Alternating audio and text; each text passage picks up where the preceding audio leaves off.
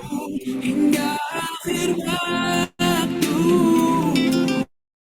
Iya, sambil menunggu yang lain, mungkin dipersiapkan segala bentuk kelengkapannya begitu ya untuk menyimak kajian pada malam hari ini. Semoga nanti insya Allah mendapatkan keberkahan materi yang sangat bermanfaat sebagai bekal kehidupan kita. Insya Allah kajiannya akan kita mulai sebentar lagi. Silahkan mungkin bagi yang ingin mengingatkan sanak saudaranya gitu ya atau keluarganya di rumah masing-masing begitu ya untuk sama-sama mengikuti kajian keberkahan kajian malam hari ini gitu ya supaya semakin damai gitu. Ya baik, waktu sudah menunjukkan pukul 20 lebih lewat 5 menit ya, insya Allah kajiannya akan saya mulai. Bismillahirrahmanirrahim. Assalamualaikum warahmatullahi wabarakatuh. Nah, silakan mungkin bisa dijawab salamnya bisa melalui kolom chat atau jawab langsung mungkin open mic silakan ya. Saya ulangi di sambil ngecek semangat gitu ya audiensi pada malam hari ini. Silakan ya, ketika saya sampaikan kalimat salam bisa dijawab melalui kolom chat atau disampaikan secara langsung open mic. Assalamualaikum warahmatullahi wabarakatuh. Waalaikumsalam Waalaikumsalam warahmatullahi warahmatullahi wabarakatuh. wabarakatuh. Ya Allah, alhamdulillah ya. Terima kasih sudah menjawab salamnya ya. Alhamdulillah. Wa syukurillah. Masya Allah ini kamera saya kenapa lagi sebelum sebentar ya. Oke. Alhamdulillah wa syukurillah wassalatu wassalamu ala rasulillah wa ala alihi wa sahbihi wa mawala. Asyhadu an la ilaha illallah wa asyhadu anna muhammadan abduhu wa rasuluhu la nabiyya ba'da amma ba'du. Pertama-tama marilah sama-sama kita panjatkan puji serta syukur kita kepada Allah Subhanahu wa taala karena atas limpahan rahmat dan karunia-Nya alhamdulillah pada malam hari ini Allah beri kesempatan kepada kita untuk hadir di Zoom online ini dalam rangka mengikuti kajian SPN COP series kedua gitu ya dengan tema kenapa harus dia sebuah tips mencari pasangan. Insya Allah kajian ini akan diisi oleh pembicara kita dari Bali gitu ya, yaitu Ustadz Nur Asyur yang semoga acara kita pada malam hari ini diberikan kelancaran amin ya rabbal alamin. Tak lupa sholawat serta salam semoga tercurah dan terlimpahkan kepada panutan alam, junjungan dan panglima Islam gitu ya, Habibana wa Nabiyana Muhammad Sallallahu Alaihi Wasallam, kepada para keluarganya, para sahabatnya, dan mudah-mudahan kepada kita selaku umatnya di akhir zaman. Baik rekan-rekan sekalian, Bapak Ibu sekalian, para peserta kajian, marilah sama-sama kita awali kajian kita pada malam hari ini dengan sama-sama mengucapkan ta'awuz dan basmalah. A'udzubillahi minasyaitonirrajim. Bismillahirrahmanirrahim. Acara sudah dimulai. Sebelum kita beranjak kepada acara selanjutnya, saya mohon izin untuk memperkenalkan diri terlebih dahulu. Nama saya Lutfi Nur Hikmat, asalnya dari Cianjur. Insya Allah pada kesempatan malam hari ini akan bertindak sebagai pembawa acara. Dan untuk selanjutnya saya mohon izin Bapak Ibu sekalian, rekan-rekan sekalian untuk menyampaikan peraturan terlebih dahulu mengenai teknis kajian kita pada malam hari ini. Diharapkan kepada seluruhnya untuk menggunakan virtual background dan open cam ya kalau memang mendukung secara sinyal, secara fasilitas begitu ya, secara kondisi. Harap menggunakan virtual background yang sudah kami kirimkan di grup peserta kajian begitu ya. Dan diharapkan untuk open cam supaya kita bisa sama-sama melihat kehadiran peserta kajian malam hari ini. Yang kedua, dimohon untuk tidak menyalakan mic gitu ya, kecuali kalau sudah diizinkan oleh saya sebagai pembawa acara. Kemudian nanti harap untuk mempersiapkan segala bentuk catatan begitu ya, alat tulisnya untuk mencatat rangkuman materi pada malam hari ini, sekaligus mungkin nanti bisa mencatat untuk pertanyaannya apabila ada materi yang dirasa kurang. Terus yang keempat, menggunakan pakaian rapi dan sopan begitu ya, menutup aurat syar'i sehingga enak untuk dipandang begitu ya.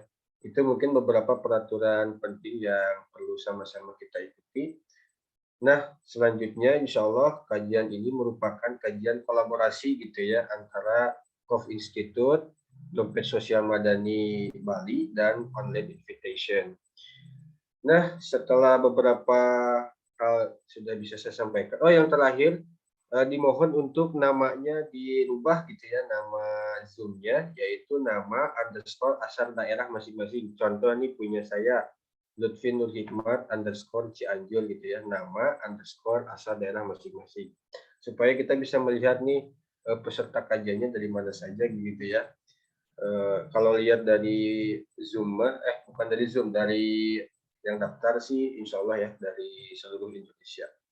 Baik, mari kita sama-sama lanjutkan ke agenda selanjutnya, yaitu supaya makin barokah ada pembacaan ayat suci Al-Quran yang insya Allah akan disampaikan oleh sahabat kita gitu ya, saudara Akhina Rivaldi Rahmat Ali.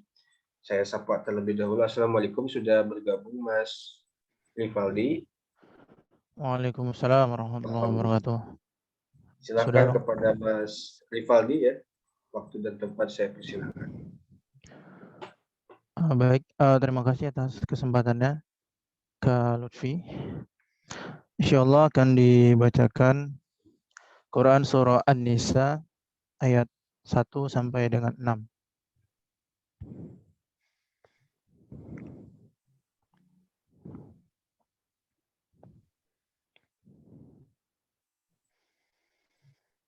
A'udzu billahi minasy syaithanir rajim.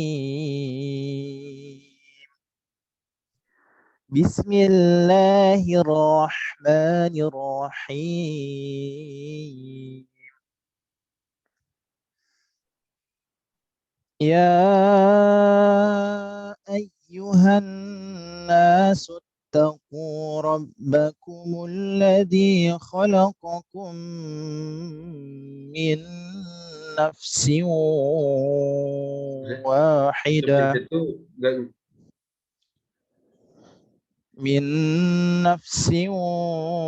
واحدة وخلق منها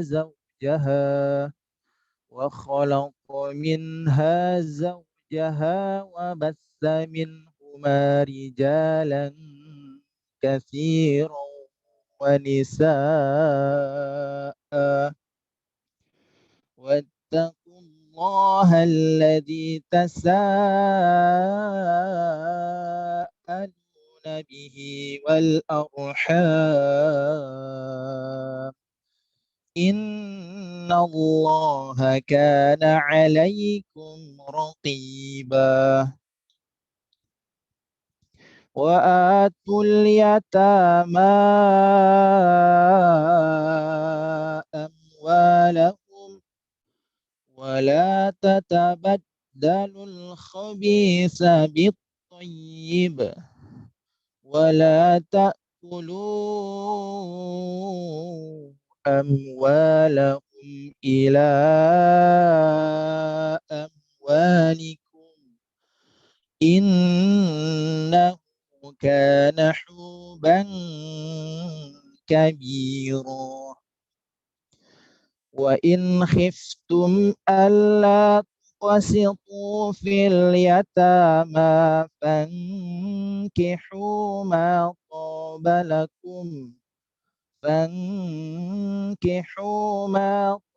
لكم من النساء مثنى وثلاث ورباع فإن خفتم ألا تعدلوا فواحدة أو ما ملكت أيمانكم ذلك أدنى ألا تعولوا وآتوا النساء صدقاتهن نحلة وإن طبن لكم عن شيء منه نفسا فكلوه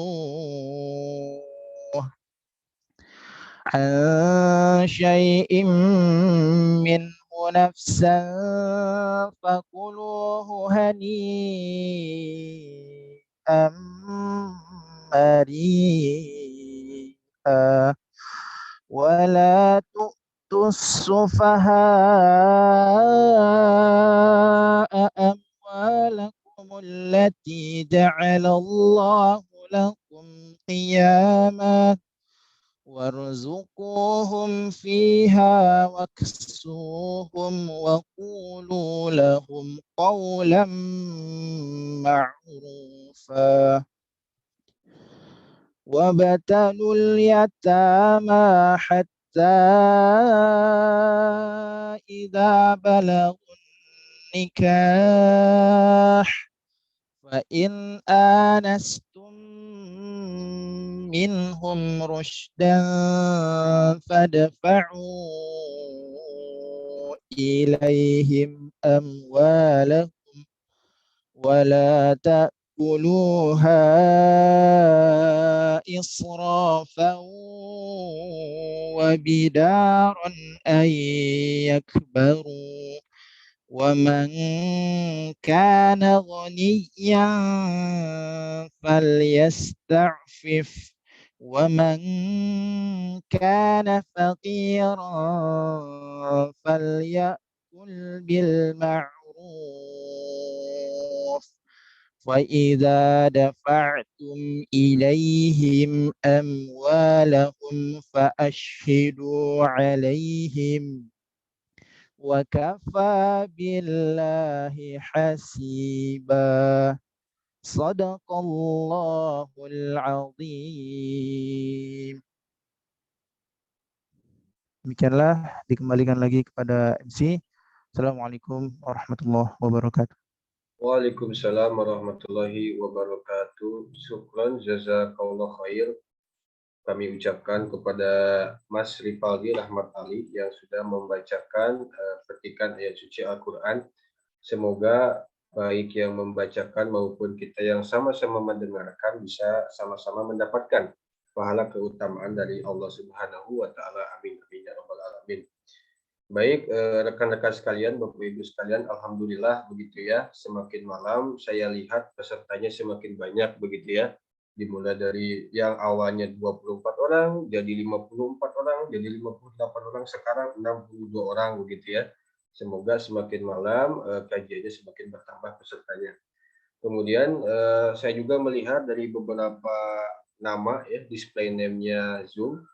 Ini pesertanya benar-benar dari seluruh Nusantara begitu ya. Ada yang dari Palembang, dari Jambi, saya baca tadi sebagian, ada dari Samarinda, Kendari begitu ya, NTB, Bali, Maros. Insya Allah gitu ya, berkah seluruh Nusantara pada malam hari ini bersatu mengaji bersama untuk sama-sama belajar mengenai tema kajian pada malam hari ini. Baik Bapak Ibu sekalian, kajian ini merupakan kajian kolaborasi ya antara Kopi Institute sebagai penyelenggara utama berkolaborasi dengan salah satu yayasan LAS-nya Provinsi Bali yaitu DSM atau Dompet Sosial Madani. Untuk selanjutnya sebelum kita menghadapi materi sesi utama, ada prosesi sosialisasi terlebih dahulu ya mengenai Dompet Sosial Madani Bali yang insya Allah akan disampaikan oleh saudara kita Mas Ahmad Irfan Pratama. Kepadanya waktu dan tempat saya persilakan. Ya, bismillahirrahmanirrahim.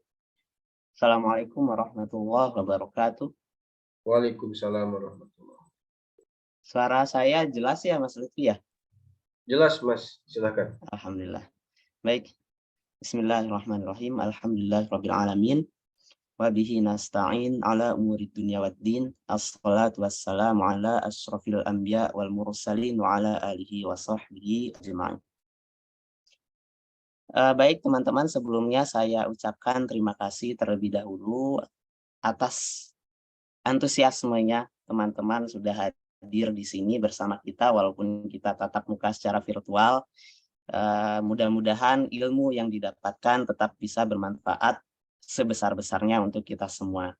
Sebelumnya, izinkan saya di sini untuk menyampaikan sedikit, mensosialisasikan, memperkenalkan apa itu dompet sosial madani, yang mana saat ini kita berkolaborasi ya antara KOF Institute dengan dompet sosial madani untuk mengadakan agenda pada malam hari ini. Untuk kita sama-sama belajar bagaimana caranya menentukan pasangan. Tentunya bagi teman-teman yang belum berpasangan begitu ya. Baik, sebelum saya menjelaskan terkait dompet sosial madani, saya mau share screen dulu, mau share video terkait kaleidoskop atau agenda-agenda yang sudah terlaksana di dompet sosial madani atau DSM di tahun lalu, di tahun 2022. Baik, saya izin setel videonya ya teman-teman semua.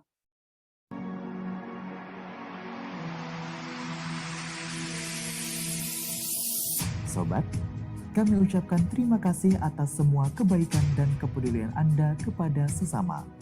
Selama 2022, dompet sosial berhasil membantu 69.654 saudara kita. Dan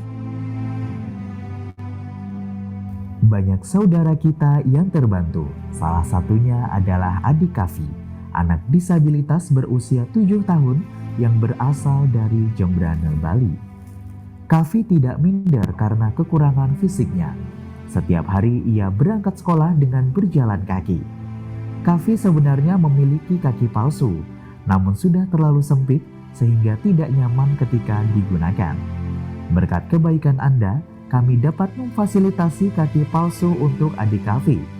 Selain kaki palsu, DSM juga memberikan program beasiswa agar adik Kavi mendapat jaminan untuk pendidikannya.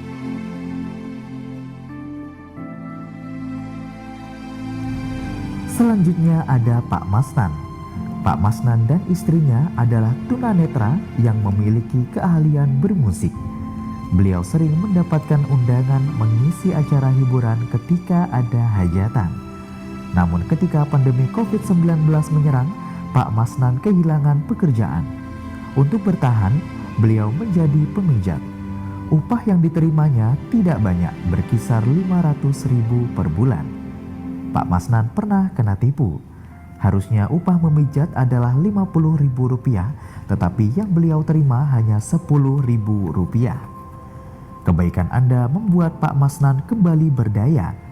Kami membelikan alat musik elektronik kepadanya, sehingga membuat Pak Masnan langsung manggung begitu COVID-19 mereda. Kini beliau kembali meneruskan profesinya sebagai pengisi hiburan ketika ada hajatan. Lalu ada kisah luar biasa dari perjuangan Samsul Bahri.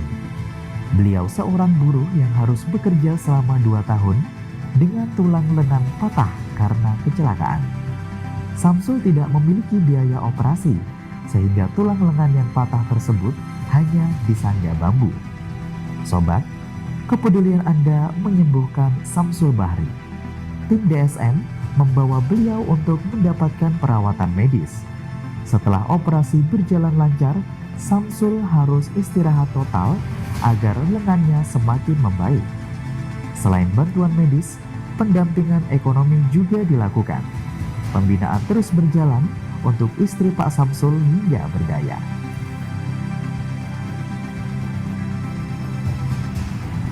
Tidak hanya individu yang terbantu, kebaikan Anda juga memberdayakan masyarakat prasejahtera.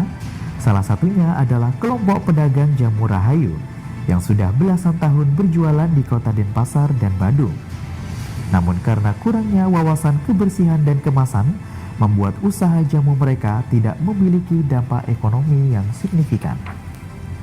Melalui program pendampingan dan pelatihan dari DSM, kelompok jamu Rahayu mendapat edukasi peningkatan kualitas produk, terutama dari segi kemasan yang higienis. kebaikan Anda ini terus berlanjut hingga Ramadan mulia. Di sini, program-program luar biasa tercipta. Dari buka puasa pelosok, sahur berkah, kado spesial lansia, belanja ceria, wakaf Al-Quran dan THR guru ngaji. Tidak ada kata berhenti untuk berbuat baik. Melalui program Kurban Pelosok, sebanyak 34.912 saudara kita terbantu gizinya. Walaupun sempat diterpa isu PMK, nyatanya semangat untuk meraih ridhonya lebih utama.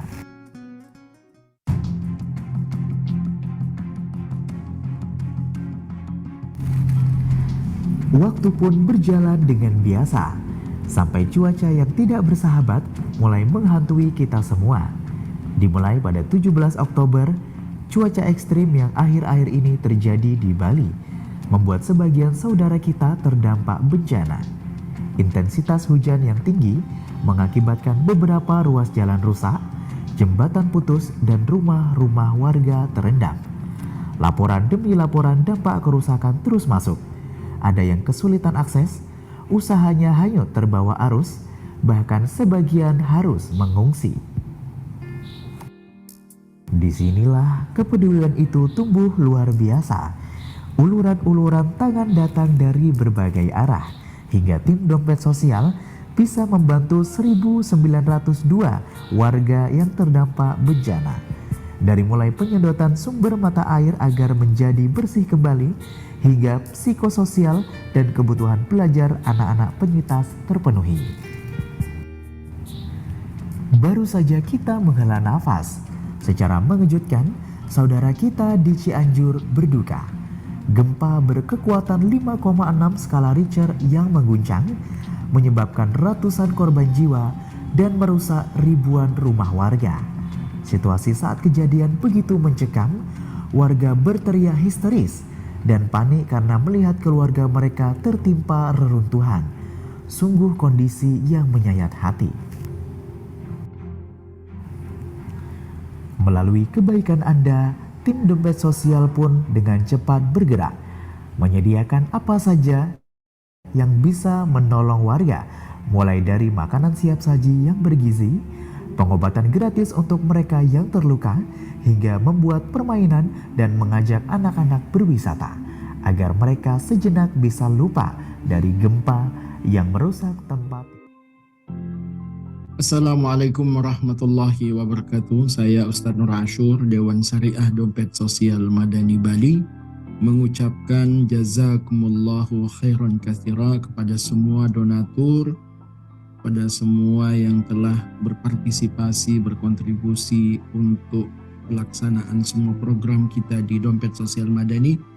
Semoga semua donatur senantiasa diberkahi oleh Allah, dipanjangkan usianya, dilapangkan rezekinya, dan disatukan bersama kami dan semua kita dengan orang-orang yang kita cintai di surganya insyaallah. Barakallahu fikum. Assalamualaikum warahmatullahi wabarakatuh. Assalamualaikum warahmatullahi wabarakatuh. Kami dari keluarga Dompet Sosial Madani Bali mengucapkan terima kasih yang sebesar-besarnya atas seluruh kebaikan, partisipasi, menunaikan zakat, infak, sedekah, serta wakaf melalui DSM, sehingga semakin banyak mustahik yang terbantu, semakin banyak masyarakat yang bisa hidup mandiri, punya kehidupan yang lebih baik. Semoga di tahun 2023 manfaat itu semakin luas, semakin bertambah, semakin meningkat, sehingga manfaat yang dihadirkan semakin lebih banyak. Terus berdaya dan tumbuh berkah. Terima kasih. Wassalamualaikum warahmatullahi wabarakatuh.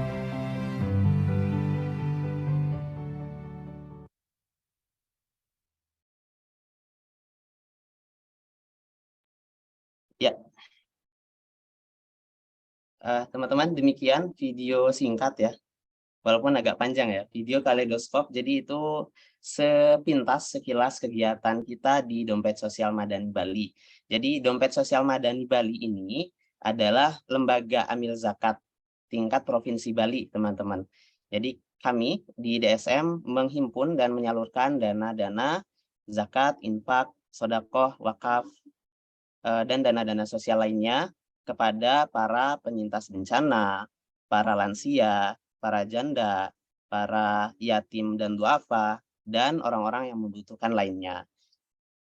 Kemudian nggak hanya di Bali juga, walaupun kita ini tingkat Bali ya, lembaganya tingkat Bali, tapi seperti kita lihat tadi bahwa dampak manfaat dari para donatur, manfaat dari harta-harta yang disumbangkan oleh para donatur itu tetap bisa keluar Bali gitu. Contohnya di Cianjur.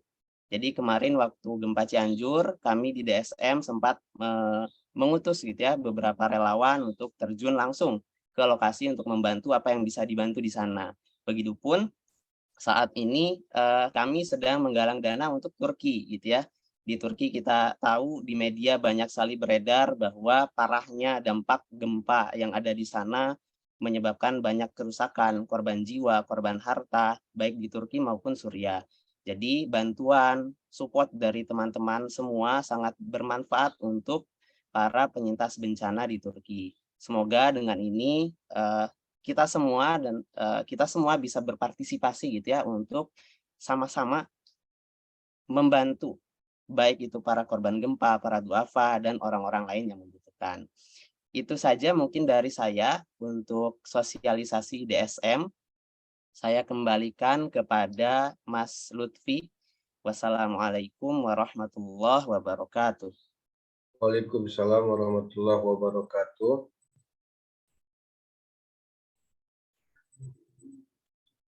Baik, syukron jazakallah khair kepada Mas Irfan selaku perwakilan dari tim DSM atau Dompet Sosial Madani begitu ya, suatu lembaga amil zakat di Provinsi Bali. Semoga segala bentuk usaha-usaha yang telah beliau dan tim lakukan gitu ya, kebaikan-kebaikannya untuk kesejahteraan, kebaikan antar sesama muslim begitu ya, khususnya di Bali dan umumnya untuk seluruh masyarakat Islam di dunia begitu ya, sampai-sampai menggalang donasi ke Turki bisa maslahat dan bermanfaat.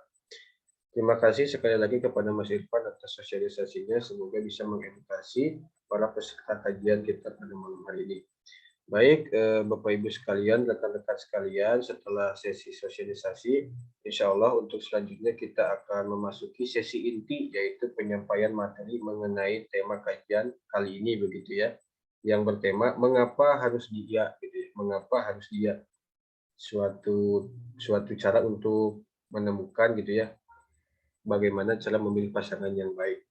Insya Allah kajian ini akan diisi oleh pemateri kita yang alhamdulillah sudah hadir di tengah-tengah kita gitu ya, bernama Ustadz Nur Asyur Satta. Sebelumnya saya mohon izin Ustadz untuk menyampaikan biodata beliau begitu ya.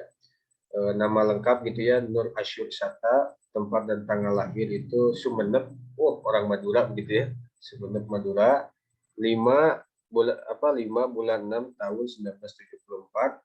Untuk saat ini beraktivitas sebagai pembina sekolah pranikah. Bagi yang ingin mengakses media sosialnya ini ada punika.id begitu ya. Kemudian pembina edukasi pasca nikah Rumahku Surgaku Bali. Kemudian ada Dewan Syariah Dompet Sosial Madani Bali. Kemudian pembina sekolah Mutiara Bali. Dan yang terakhir beliau merupakan anggota Komisi Perempuan, Remaja dan Bina Keluarga MUI Bali.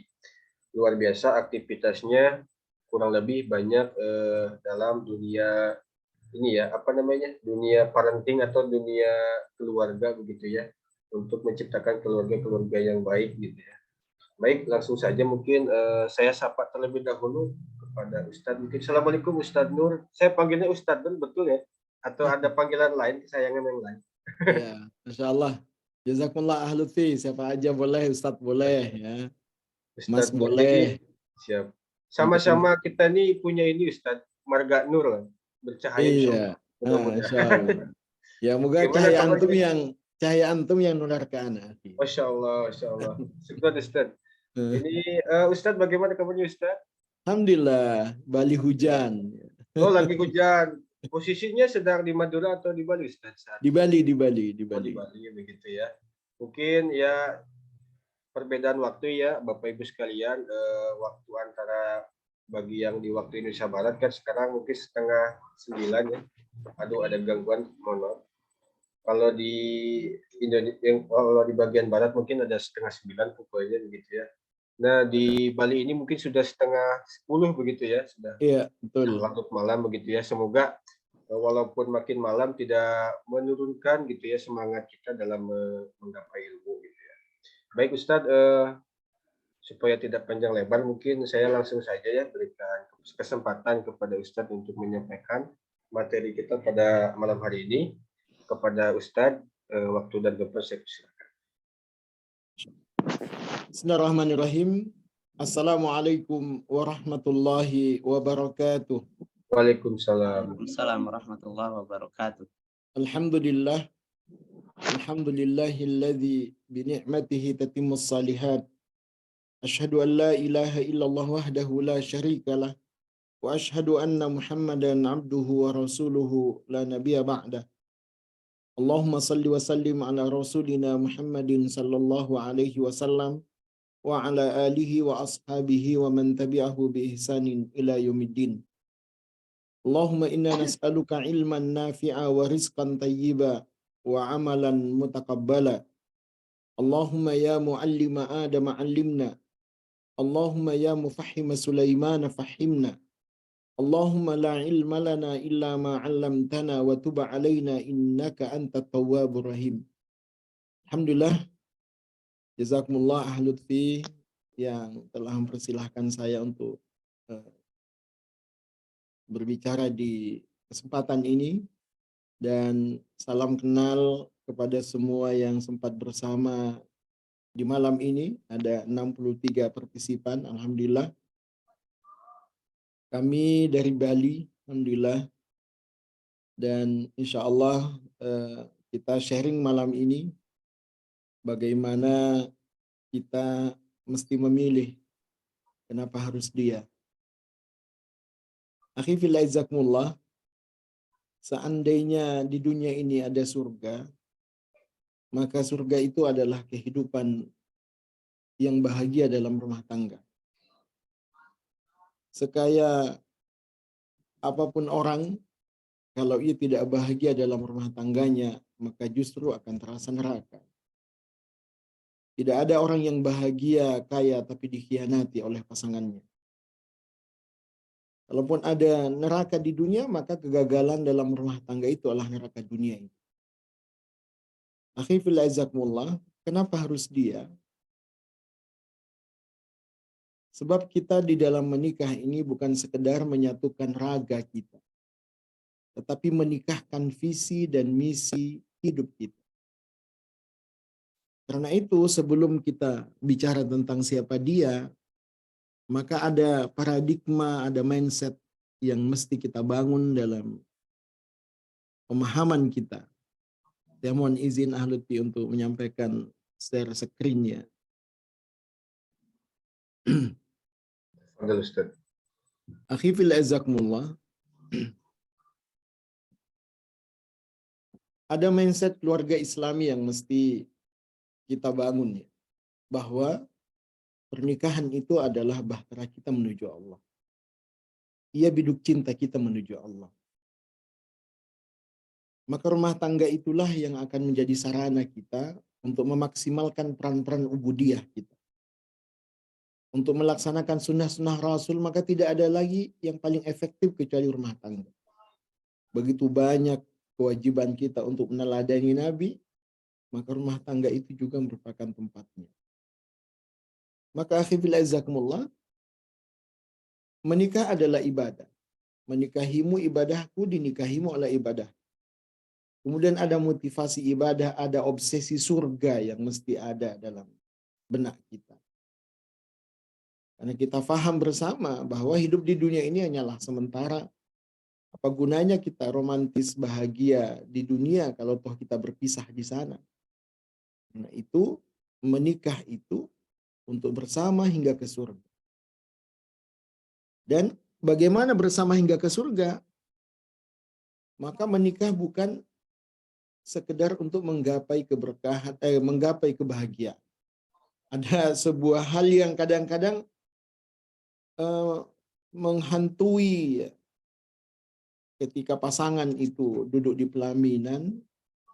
Ada yang mengucapkan, moga bahagia ya, moga bahagia ya. Kalimat ini kadang-kadang meracuni mindset satu pasang pengantin itu. Ketika ia menjalani rumah tangganya, apa yang didoakan oleh semua undangan itu kok berbeda dengan realita yang mereka hadapi. Ternyata menikah itu bukan selamanya bahagia. Karena memang menikah itu bukan untuk bahagia. Menikah itu untuk menggapai keberkahan. Barakallahu lak. Semoga Allah memberkahimu. Laka di sini kita paham ya dalam ilmu nahwu. Menunjukkan kebahagiaan. Semoga Allah memberkahimu di saat bahagiamu. Wa baraka alaika, semoga Allah memberkahimu di saat susahmu. Jadi moga Allah memberkahimu di saat bahagiamu dengan syukurmu. Moga Allah memberkahimu di saat susahmu dengan sabarmu.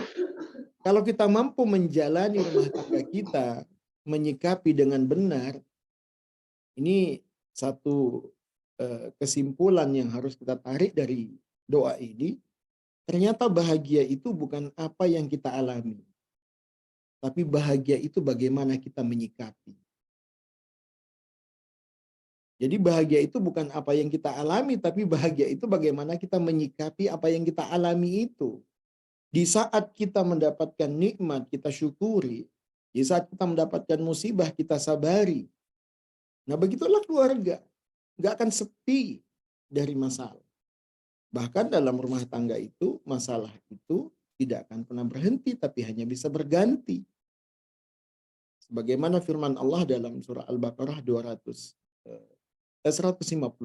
Walanabluwannakum bisyai'in minal khaufi wal ju'i wa naqsin minal amwali wal anfusi wath thamarat wa basyiris sabirin. Tetapi manakala pasangan itu mampu menjalani hadis Rasulullah, ajab tu li amri mu'min fa inna kullahu lahu khair. Aku takjub pada kalian, aku bangga pada kalian wahai orang beriman, kata Nabi. Bagi kalian is okay, hidup kalian itu semuanya baik. Apapun yang kalian alami, semuanya bahagia. Jadi, kenapa demikian? Karena kita menyikapinya dengan benar. Karena yang masalah itu bukan masalahnya, yang salah itu cara kita yang salah dalam menyikapi masalah itu. Maka Rasulullah berjanji, wa jama'a bainakuma fi khair. Maka Allah akan menyatukan kita sampai ke surga. Fi khair, dalam kebaikannya. Jadi, bagaimana bersama hingga ke surga itu manakala kita cerdas menyikapi problema yang kita hadapi. Akhi fillah jazakumullah. Ada visi yang kita harus satukan. Ada obsesi yang mesti kita padukan. Ada misi yang mesti kita nikahkan. Ada motivasi yang mesti kita sinergikan. Jadi menikah itu bukan sekedar menyatu fisik kita, menyatukan akal kita, tapi menyatukan masa depan kita. Jadi sebelum kita menentukan siapa dia, ya pastikan dulu Anda mau kemana. Siapa yang pas yang Anda ingin pilih untuk melaksanakan visi, misi, obsesi, dan motivasi itu. Jadi ini mindset yang mesti dibangun oleh kita. Kita ingin ya, visi rumah tangga kita itu menjadi sarana kita untuk terhindar dari ancaman neraka. Kita ingin bahwa ketakwaan itulah yang menjadi misi kita. Karena kita tahu pada surah Az-Zukhruf ayat 67-nya Allah berfirman, al-akhillau yawma idzin ba'duhum li ba'din aduun illal muttaqin. Orang yang saling mencintai di dunia, suami istri yang saling mencintai setia, itu nanti di hari kiamat akan bermusuhan.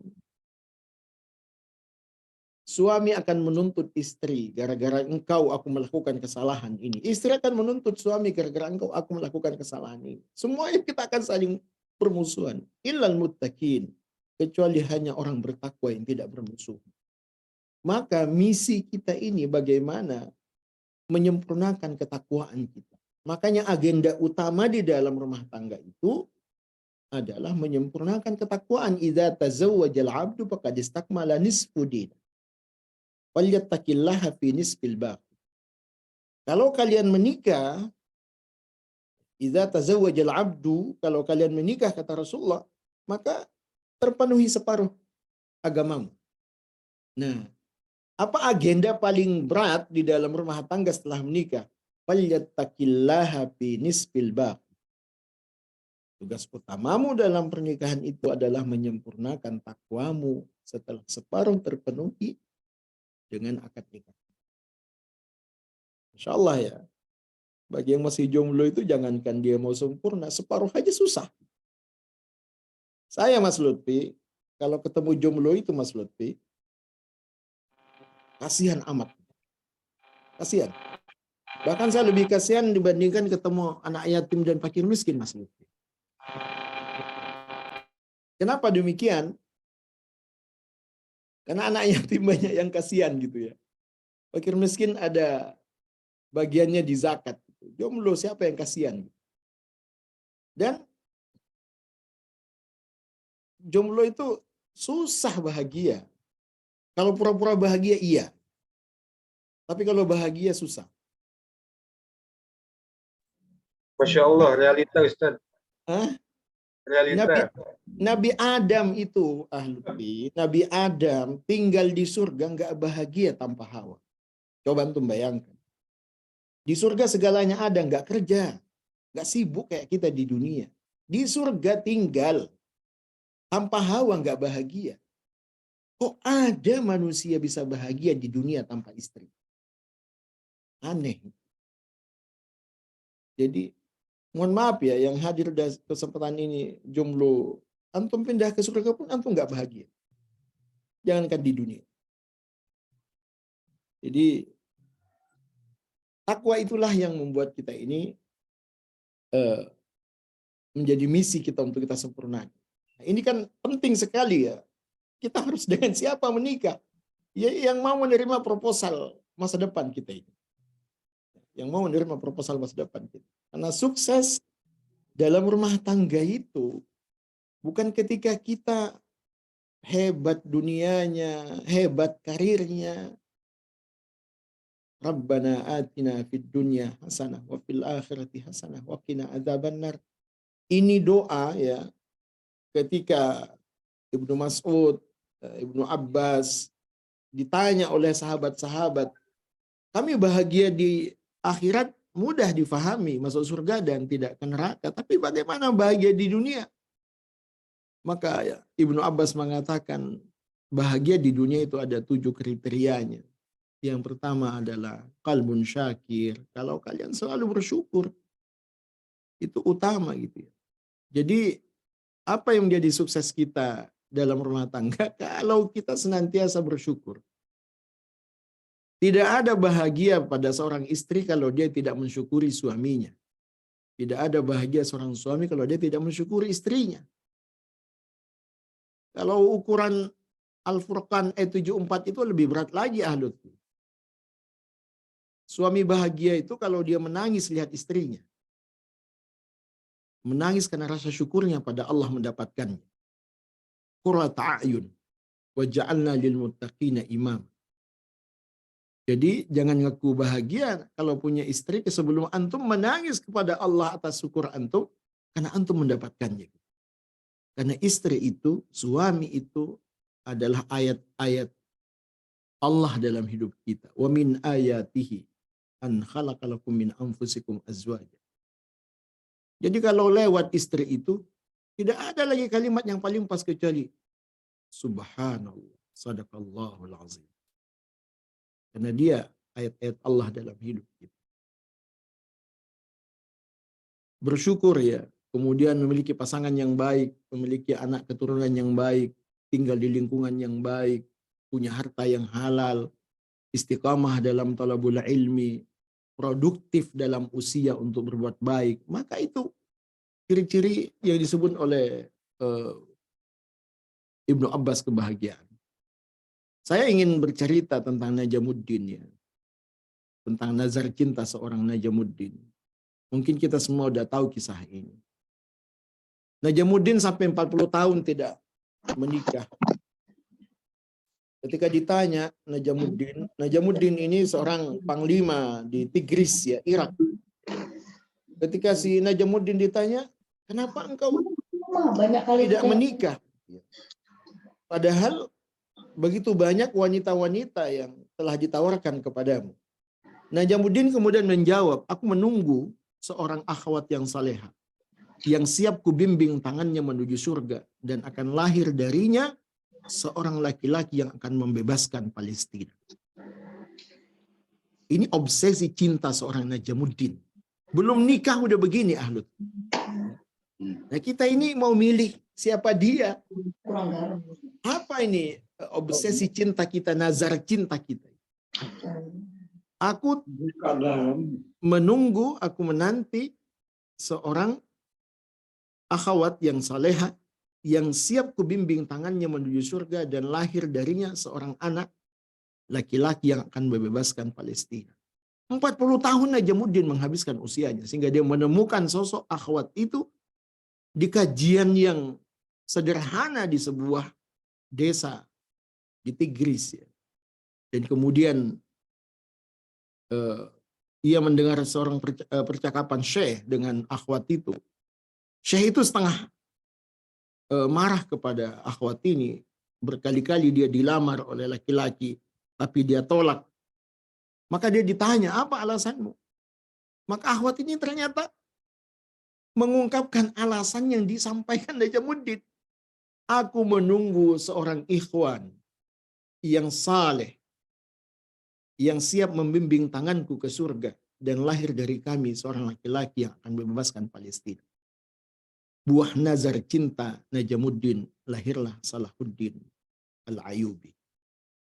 Kalau kita mengenal Salahuddin Al-Ayyubi, ia buah nazar cinta seorang Najamuddin. Kemudian bukan semata-mata kita tahu bagaimana visi misi kita, tetapi kenali alam yang akan kita lalui bersama pasangan kita. Sampai di mana kita akan menikah dengannya. Ketika kita menikah di dunia, akankah kita menikah juga hingga ke alam barzakh? Akankah kita juga akan menikah dengannya hingga kepada masa? Apakah kita akan menikah dengannya yaumul akhir? Coba ya, kalau misalkan Irfan nanya coba-coba ke istrimu, Dek, pantas gak aku nih jadi suamimu di surga? Supaya kamu bisa mengevaluasi dirimu. Atau sesekali seorang istri menanyakan pada suaminya, Mas, pantas gak aku nih jadi istrimu nanti di surga? Karena kita ini kebanyakan terlalu fokus kepada dunia, bagaimana kita menjadi istri yang baik di dunia, suami yang baik di dunia, padahal kita belum baik untuk menjadi seorang istri atau suami di surga. Pertanyaan ini sangat penting untuk mengevaluasi diri. Ya. Pantaskah aku jadi istrimu nanti di surga? Pantaskah aku jadi suamimu nanti di surga? Kemudian, kenapa harus dia? Karena kita harus tahu ya, liku-likunya, lika-liku pernikahan ini yang akan menemani kita, yang akan chemistry dengan kita, yang akan sinergi dengan kita. Itu sejak dipikirkan sejak kita memilih. Jangan kayak alasan kita saat ini, learning by doing gitu. Jalani aja, gampang, sambil jalan. Oke, tapi Anda telat. Masya Allah ya. Dalam rumah tangga itu terlalu banyak hal yang harus kita perhatikan. Ujian demi ujian. Baik ujian dalam bentuk keburukan, kebaikan. Tahu bagaimana kita menjadi yang terbaik. Jadi menikah ini orang yang faham dunia. Dunia itu diciptakan oleh Allah tempat kita berbuat baik. Bukan tempat kita menikmati kebaikan-kebaikan kita. Sebagai seorang suami, dia akan berbuat baik pada istrinya karena Allah. Sehingga dia sama sekali tidak pamrih.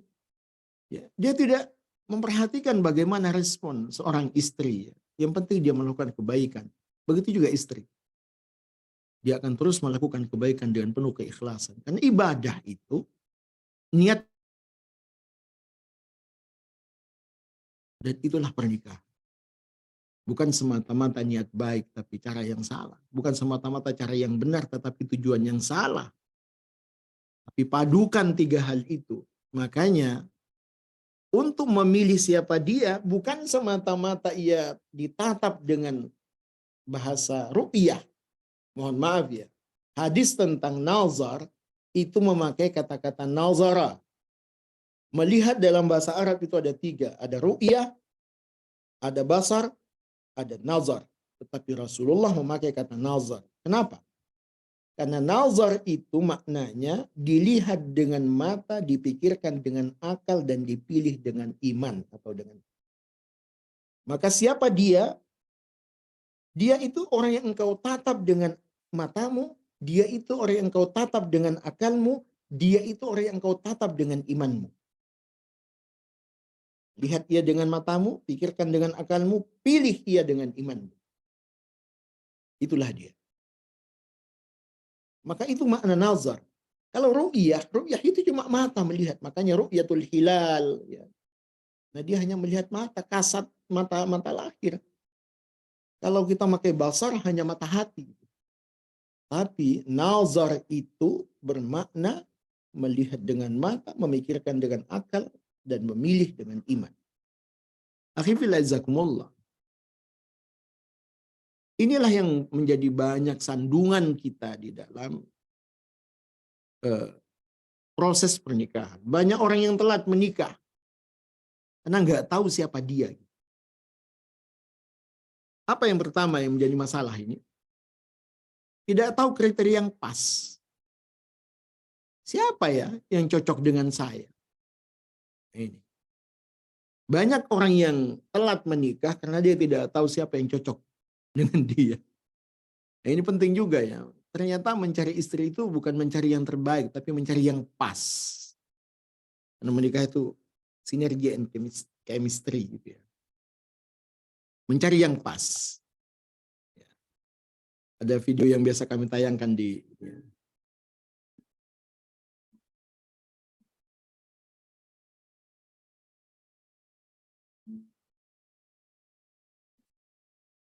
aku tidak belajar memantaskan diri ini karena agar aku menjadi aku belajar sepenuhnya dan ia mendapatkan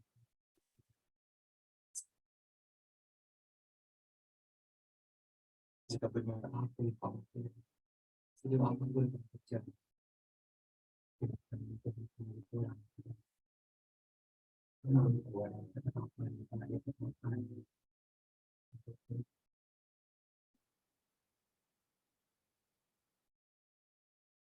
Jadi kita ini kadang-kadang faktor kita nggak tahu diri kita, nggak kenal diri kita, sehingga sulit kita untuk menentukan siapa jodoh kita. Jadi masalah pertama ketika kita sulit mencari jodoh itu karena kita nggak kenal diri kita sendiri, sehingga tidak tahu siapa yang pas untuk kita. Kemudian yang kedua, udah tahu nih kriteria kita, udah tahu diri kita dan siapa yang pas untuk kita. Kemudian nggak tahu juga di mana dapat akhwat itu ya, yang pas dengan aku itu. Ada juga yang terlalu idealis, nggak realis gitu. Dia sangat idealis. Baru hijrah 1 tahun sudah pingin akhwat yang sempurna gitu ya. Wallahu a'lam, ada sebuah riwayat ya, tentang umat Nabi Musa. Dia minta kepada Nabi Musa, carikan aku jodoh. Aku ingin laki-laki yang soleh, muda, kaya. Soleh, muda, kaya, bagus nasabnya gitu. Langsung itu ahlul fi langsung dikabulkan oleh Allah. Datanglah yang diinginkan oleh akhwat itu. Ternyata setelah dibuka yang laki-laki yang ke rumahnya itu ternyata malaikatul maut. Malaikat pencabut nyawa. Dicabutlah nyawa akhwat itu. Maka Nabi Musa geger karena akhwat itu meninggal padahal dikabulkan doanya oleh Allah. Setelah disampaikan kepada Allah, ya Allah kenapa engkau cabut nyawanya padahal engkau kabulkan doanya? Ya kata Allah, laki-laki yang dia cari tidak ada di dunia, ada yang cuma di surga. Makanya kalau kita cari yang sempurna, cepat mati biasanya. Ini bagi yang punya istri ini, jangan tuntut istrimu sempurna. Tapi terimalah ia dengan sempurna. Jadi Mas Irfan, jangan tuntut istrimu sempurna, tapi terimalah ia dengan sempurna. Panjang usiamu insya Allah. Tapi kalau kamu nuntut ia sempurna, waduh bahaya itu. Nanti nasibmu sama dengan umatnya Nabi Musa itu. Ada juga yang pasif gitu ya. Menanti jodoh. Jodoh kan pasti Ustaz. Ya pasti. Betul itu. Tetapi kata pasti itu bukan kita tanpa usaha. Harus berusaha. Ya, kenapa mesti dia? Ya kita tahu di mana yang harus diusahakan. Jangan sampai juga kita terbelenggu oleh adat istiadat yang kadang-kadang menjadi penyebabnya. Nah, ini sekedar masukan ya. Jangan coba-coba menikah di saat jatuh cinta. Kenapa? Anda tidak akan objektif melaksanakan hadis Nabi. Tunkahul mar'atu li arba'. Orang yang jatuh cinta itu sulit objektif. Pasti dia subjektif. Jadi jangan coba-coba menikah di saat jatuh cinta. Dan jangan juga menikah di saat dipaksa. Anda tidak akan bisa objektif. Nah, akhi fillah azakumullah. Jadi pastikan kita kenal diri kita ya, agar kita tahu siapa dia. Jangan mencari kesempurnaan, tapi sempurnakanlah apa yang telah ada pada kita. Oke, terakhir mungkin ya, saya akan jelaskan sedikit bagaimana kita memahami hadis ini. Tunkahul mar'ah li arba'. Saya beberapa penjelasan hadis ini, apakah betul wanita itu dipilih karena cantiknya, karena kayanya, karena nasabnya? Maka banyak sekali ulama menerjemahkan ini tidak seperti itu. Misalkan limaliha, karena dia mampu menjaga harta suami. Lihasabiha, karena dia mampu menjaga nama baik keluarga. Lijamaliha, karena dia mampu menjaga kecantikannya di sisi suami. Walidiniha, karena dia mampu sinergi dalam ketaatan kepada Allah, saling sinergi dalam agama bersama pasangannya. Maka ini pula yang menjadi cara kita ketika kita kenapa harus dia gitu. Kalau dia laki-laki mungkin kita perlu cermati di mana sholat jamaahnya kalau sisi agama. Kalau sisi akhlak bagaimana sikapnya ke ibunya. Kalau sisi nasab bagaimana background keluarganya. Harta bagaimana pekerjaannya. Artinya banyak sumber yang harus kita gali. Ada ustadznya, ada teman ngajinya, ada tetangganya. Dan ini yang paling penting. Kalau cara kita baik, gagal, itu cobaan dalam hidup kita. Tapi kalau cara kita baik, berhasil, itu nikmat Allah yang harus kita syukur. Tapi kalau cara yang salah yang kita lakukan, gagal, itu hukuman. Dan kalau cara salah kita berhasil, nah itu istidraj. Jangan antum gembira, pacaran kok jadi ya. Itu istidraj. Kecuali antum taubat dua-duanya. Alhamdulillah. Ya. Mungkin kita kembangkan di diskusi ya, sehingga kita bisa menggali siapa dia itu. Allah demikian lutfi jazakumullah hadanallah wa iyyakum ajmain. Qul qouli hadza astaghfirullah wa lakum. Assalamualaikum warahmatullahi wabarakatuh.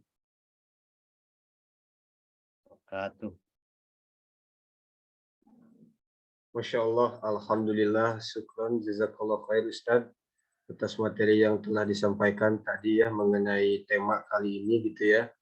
Mengapa harus dia gitu ya? Mungkin pertanyaan kajian tadi sudah terjawab mungkin ya dengan paparan dari Ustadz tadi bagaimana cara memilih jodoh terbaik begitu ya. Tadi Ustadz juga menyampaikan begitu ya, kalangan jomblo ini lebih patut dikasihani daripada yatim piatu ya Ustadz ya. Ini saya ini termasuk Ustadz, ya Allah sedih banget saya Ustadz. Saya termasuk golongan itu Ustaz. Jadi secara mustahik nggak termasuk juga golongan mustahik begitu ya. Nggak dapat dana zakat gitu ya, karena jomblo itu tidak masuk 8 golongan. Tapi mudah-mudahan Ustaz dengan pemaparan materi kali ini gitu ya bisa mencerahkan kita di sini para jomblowati begitu ya, yang sedang mencari jodohnya masing-masing. Semoga nantinya kedepannya diberikan kelancaran supaya mendapatkan kebahagiaan nikmat surgawi duniawi ya Ustaz, yaitu mendapatkan pasangan hidup yang terbaik begitu Ustaz. Baik, rekan-rekan sekalian, Bapak Ibu sekalian, insya Allah pada selanjutnya kita akan memasuki sesi tanya jawab begitu ya.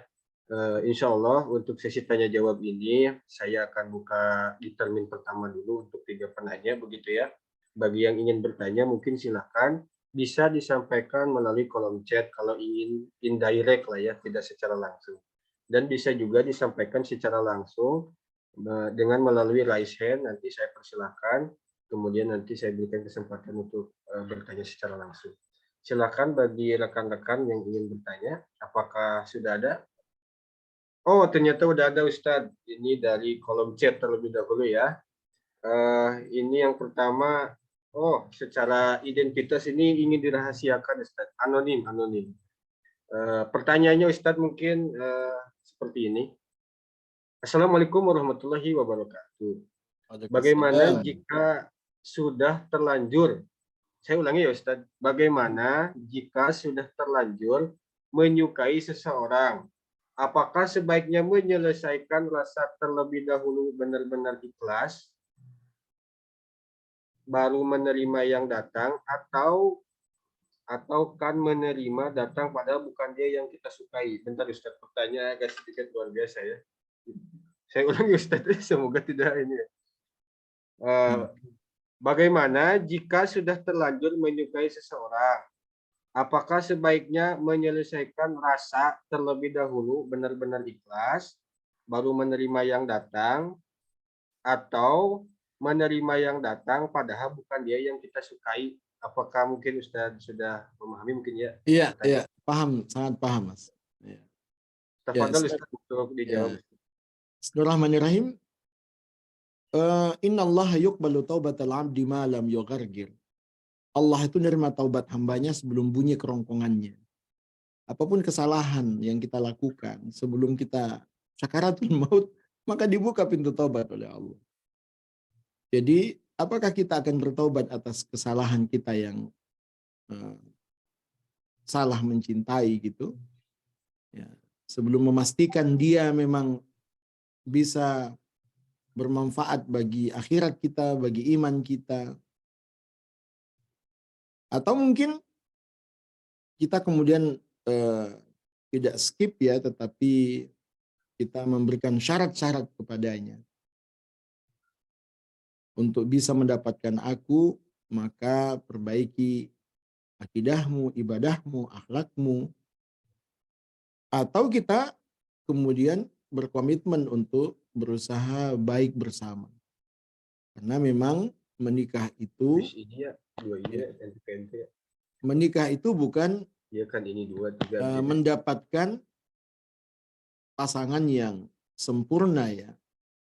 Tetapi menikah itu lebih baik kita bersama-sama untuk sempurna.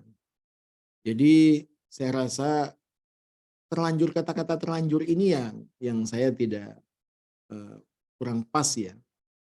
Kata-kata terlanjur itu kan kesalahan yang dibiarkan atau ada pembiaran yang salah ada pada diri kita.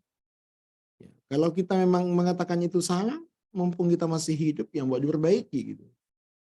Jangan dilanjut, yang diteruskan, kecuali ayo kita bersama-sama untuk lebih baik sehingga kita akan bertemu di saat-saat ikhtiar kita bersama dalam hijrah kita.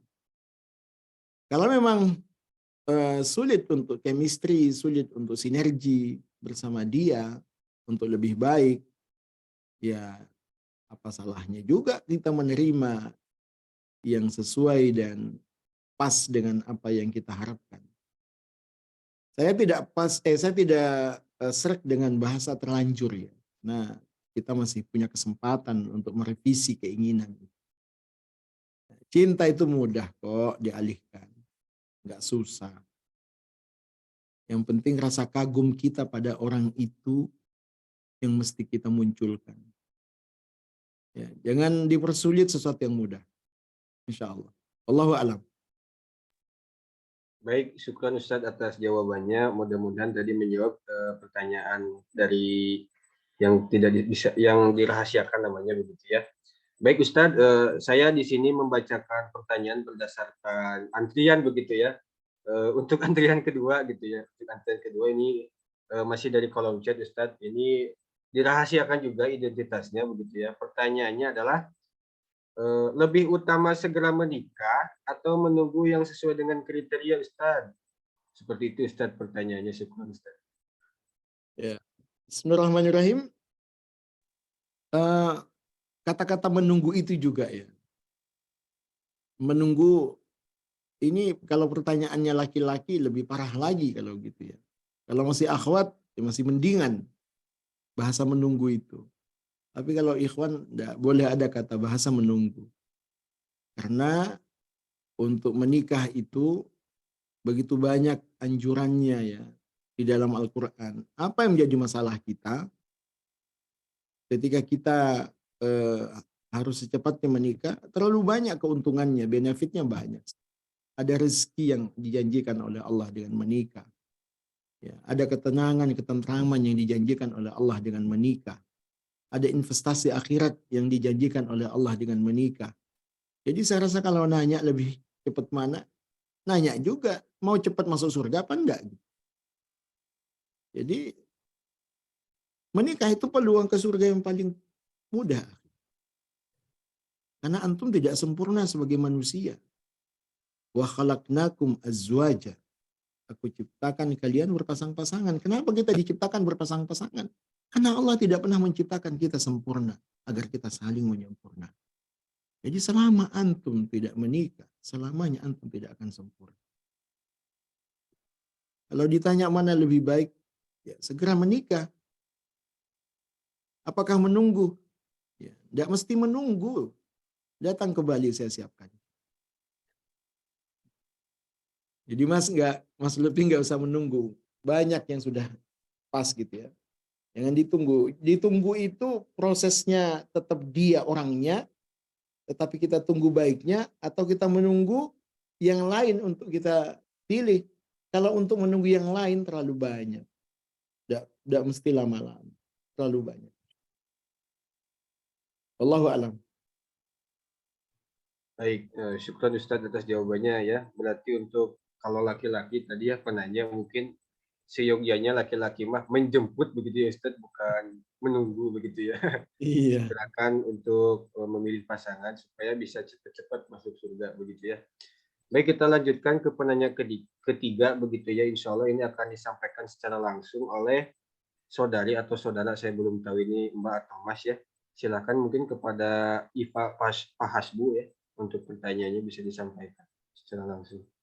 Ya, bismillahirrahmanirrahim. Assalamualaikum warahmatullahi wabarakatuh. Waalaikumsalam warahmatullahi wabarakatuh. Nah. Izin bertanya terkait pendapat. Dulu kan gini, misalkan ada seorang perempuan yang dia memiliki calon sendiri, sementara orang tua juga memiliki calon tersendiri untuk anak perempuannya. Nah, pada dasarnya di situ kriteria daripada laki-laki pilihan daripada orang tuanya itu tidak sesuai sebagaimana keinginan perempuan tadi. Nah, kami mendapati suatu makalah bahwasanya orang tua tidak diperkenankan untuk memaksa kehendak atau memaksakan kehendak diri sendirinya tanpa ada persetujuan dari perempuan tadi yang akan menikah bersama laki-laki pilihan orang tuanya tadi. Sementara kan tadi perempuan itu pasti tidak cinta karena kriteria dari seorang laki-laki itu tidak memenuhi syarat sebagaimana yang pihak perempuan lampirkan. Nah itu bagaimana Ustadz? Apakah kita harus mengikuti atau tabiat orang tua itu sendiri, atau kita tetap bersisi tegak untuk memilih pilihan sendiri atau bagaimana? Soalnya melihat dari segi makalah tadi dijelaskan bahwasanya memang orang tua tidak diperkenankan untuk memaksakan kehendak tersendiri tanpa ada persetujuan dari anaknya yang akan dijodohkan oleh laki-laki tadi. Itu bagaimana, Ustaz? Ya, Bismillahirrahmanirrahim. Ada 3 yang kita amati ya selama kita menjadi konselor di Bali ini yang menjadi permasalahan konflik polemik antara anak dan orang tua. Yang pertama tentang mencari jodoh, yang kedua tentang pembagian warisan, yang ketiga adalah perang dingin antara mertua dengan menantu. Ini topik-topik yang sering kali menjadi penyebab ya. Nah, makalah yang antum maksud itu memang betul ya. Ada seorang akhwat di zaman Nabi itu, dia dijodohkan oleh orang tuanya dan dia kemudian minta pembelaan kepada Nabi dan menyampaikan bahwa dia dipaksa oleh orang tuanya. Maka Nabi pun memanggil orang tua si akhwat ini dan Nabi katakan bahwa wajib engkau meminta pendapat anakmu. Kemudian anak itu pun menyetujui pilihan orang tuanya. Dia hanya ingin apa yang dia lakukan itu menjadi pelajaran bagi kita saat ini, bahwa tidak boleh seenaknya orang tua untuk menjodohkan anaknya dengan memaksa tanpa membahas ya, diskusi dengan anaknya bagaimana calon itu, seperti apa calon itu. Nah, tapi ukhti, saya di dalam sekolah pranikah kita itu ada satu materi tentang urgensi restu orang tua. Meskipun kita paham betul ya hadis itu, bahwa hadis itu tidak boleh dipaksa, harus dimintai pendapat si anak. Tetapi ya kita juga butuh orang tua. Kalau kita tidak menginginkan apa yang dia pilih itu tidak sesuai dengan kriteria yang kita pahami, sesuai kacamata iman kita, kita hanya menunggu waktu saja untuk memahamkan orang tua. Jadi banyak cara yang mesti kita lakukan. Tetapi ada satu hal yang mesti antum pahami, ridallahu fi ridal walidain, suhtullah fi suhtil walidain. Ya, yang akan menjadi wali syar'i bagi perempuan itu adalah orang tuanya. Tidak bisa yang lain gitu ya. Maka bagaimana caranya ketika kita ingin berdamai? Apakah kita mengikuti pendapat orang tua dengan laki-laki yang tidak sesuai kriteria kita, atau kita mengajukan sosok laki-laki yang sesuai dengan kriteria kita dan bagaimana mengkomunikasikannya dengan orang tua kita? Maka ini penting ya. Penting sekali adab kita menyampaikan pendapat, pandangan kepada orang tua. Pertama melihat kondisi. Melihat kondisi. Kalau kita sudah yakin bisa menyampaikan secara langsung, sampaikan. Tapi kalau kita udah tahu ada penolakan dari orang tua, jalin dulu komunikasi lebih intensif dengan orang tua tanpa membahas, membicarakan hal itu. Cari komunikasi lain, tema lain yang tidak ada kaitannya dengan itu. Jadi kalau kita masih meraba ada penolakan, ya kita ambil tema-tema lain untuk kita akrab dengan orang tua. Kita tawakufkan dulu ya, kita stop dulu sejenak. Tapi kalau ada penolakan juga, ya saatnya kita minta bantuan pada perantara siapa yang dihargai oleh orang tua kita. Sehingga kita mampu mencari momentum yang tepat untuk bicara pada orang tua. Momentum itu apa? Caranya, waktunya, tempatnya, itu momentum. Ya, antum harus banyak doa, Rabbi shrah li sadri wa yassir li amri wahlul 'uqdatam min lisani yafqahu qawli. Allahumma yassir wa la tu'assir. Allahumma la sahla illa ma ja'altahu sahla. Seterusnya banyak sekali. Jadi bagaimana kita menyampaikan pendapat itu harus melihat kondisi, mencari momentum yang tepat, berdoa agar Allah mudahkan kita, dan husnuzon pada orang tua. Jangan kita suudzon. Pilihanmu, pilihan orang tua bukan yang akan menentukan. Yang akan menentukan adalah takdirmu. Mohon maaf ya, pilihanmu, pilihan orang tua tidak menentukan. Yang menentukan adalah takdir. Nah, jodoh itu takdir, bukan takdir orang tuamu dan bukan juga takdirmu. Ya. Kalau orang tua bukan takdir orang tua juga bukan takdirmu. Takdir dari Allah. Jadi yakinlah terhadap takdir Allah. Allahumma la mani'a lima a'taita wa la mu'tiya lima mana'ta. Apa kurangnya itu? Doa itu. Ya Allah, tidak ada yang bisa menahan apa yang Engkau akan berikan padaku. Dan tidak ada yang bisa memberi apa yang Engkau tolak untuk. Setiap ba'da sholat kita baca. Allahumma la mani'a lima a'taita wa la mu'tiya lima mana'ta. Dan ini menjadi sarana introspeksi diri kita. Kenapa orang tua kita nggak setuju dengan pilihan kita? Jadi kan harus kita jadikan sarana introspeksi. Berarti orang tua kita itu belum tahu kita, belum paham kita. Dan bagaimana kita memahami orang tua ini lebih baik ya. Wa asa an takrahu syai'an wa huwa syarrun lakum. Insyaallah ya. Wa asa an takrahu syai'an wa huwa khairul lakum wa asa an tuhibbu syai'an wa huwa syarrun. Betapa banyak yang kamu suka padahal itu nggak baik bagimu, betapa banyak yang kamu tidak suka padahal itu baik bagimu. Jadi saya yakin bukan masalah yang mana yang mesti kita pilih, tetapi gali lagi dengan detil, cermat, ya. Pilihan orang tua itu apanya yang salah, pilihan kita itu apanya yang kurang. Dan kalau kita yakin pilihan kita itu yang terbaik, komunikasikan dengan baik sama orang tua. Ya, dengan akhlak yang terpuji, insya Allah, Allah yang akan menggerakkan hati orang tua, bukan kita. Banyaklah berdoa. Wallahu a'lam. Insya Allah itu. Siap. Baik, syukur Ustadz atas jawaban dari penanya yang ketiga begitu ya Ustadz. Mengingat untuk selanjutnya ini penanyanya cukup banyak Ustadz, jawabannya mungkin di penanya selanjutnya di termin kedua ini bisa lebih padat materi mungkin ya Ustadz, supaya semua pertanyaannya bisa terjawab. Mengingat waktu sudah cukup malam gitu. Baik Ustadz, kita lanjutkan ke termin yang kedua gitu ya Ustadz. Ada penanya juga nih yang ingin menyampaikan pertanyaannya secara langsung kepada Mas Faruk gitu ya.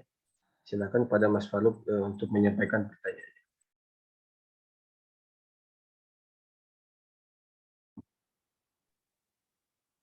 Nah, bismillah, apa suara saya bisa terdengar? Terdengar Ustaz, silakan. Bismillah, apa Ustaz, saya ingin menanyakan jika ini tentang dari pihak keluarga dari wanita atau keluarganya, orang tuanya. Jikalau ada suatu saat datang dua orang laki-laki yang ingin melamar seorang anak itu di waktu yang bersamaan, tetapi yang membedakan di antara dua lelaki ini adalah yang satunya dia lebih paham tentang agama, kemudian penghafal Quran, kemudian juga intinya dia ini ilmu agamanya dapat, tapi tentang harta sederhana. Dan adapun yang lelaki yang kedua ini adalah dia ini belum paham agama, baru sedikit, baru-baru hijrah. Kemudian untuk masalah harta, dia sudah sangat siap dan bisa dibilang kaya. Nah, di antara kesamaan dari dua lelaki ini adalah memiliki akhlak yang bagus, sama-sama bagus. Tapi tentang keilmuan agamanya, itu tadi Ustaz.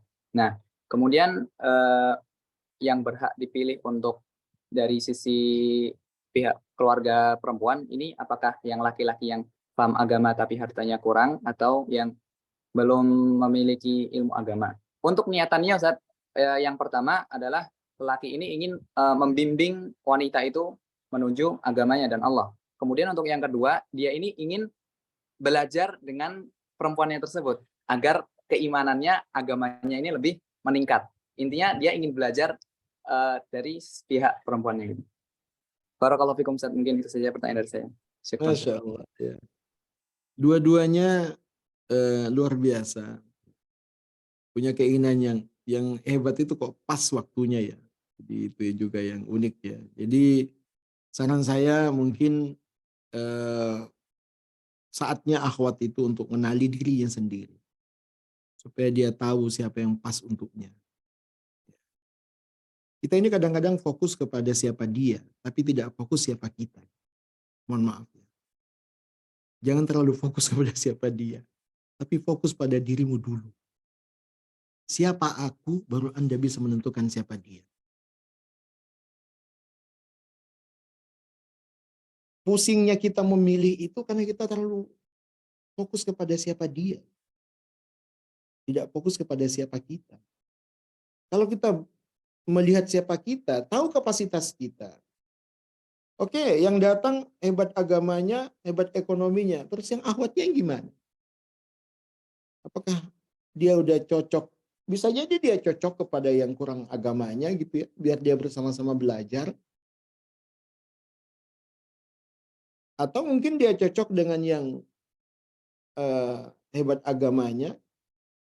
Jadi kita tidak bisa menentukan seperti itu tanpa kita harus betul-betul mengenali akhwat ini seperti apa.